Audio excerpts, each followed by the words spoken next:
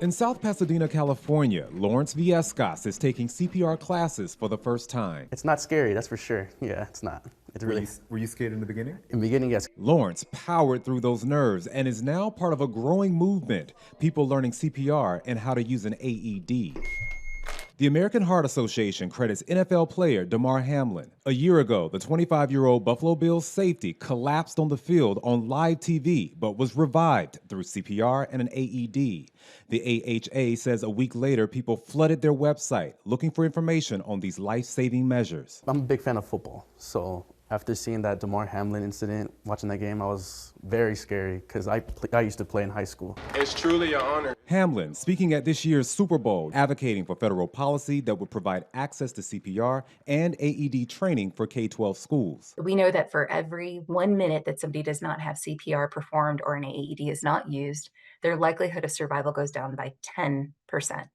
So that means you have a 10-minute window in which you can do everything that I can do as an ER doctor, you can do as a layperson in the field. Dr. Camilla Sasson is AHA's Vice President for Health Science. She says it's important for everyone to know what to do when someone goes into cardiac arrest, since on average, 350,000 cardiac arrests happen outside of a hospital every year in the U.S. Where you live and the color of your skin can also determine your survival rate. If you are an African-American person who drops in a primarily lower socioeconomic status neighborhood, your chances of having CPR performed are about 40% less than somebody in a primarily white, higher, more affluent neighborhood. And so that's not okay.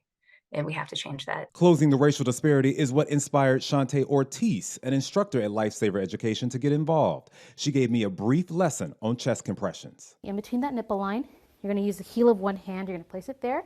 Your other hand's going to go on top. Ortiz says to be forceful and firm under pressure. You'll hurt them by not doing this because you want to pump that blood all over. What would you tell anybody who is on the fence about learning CPR?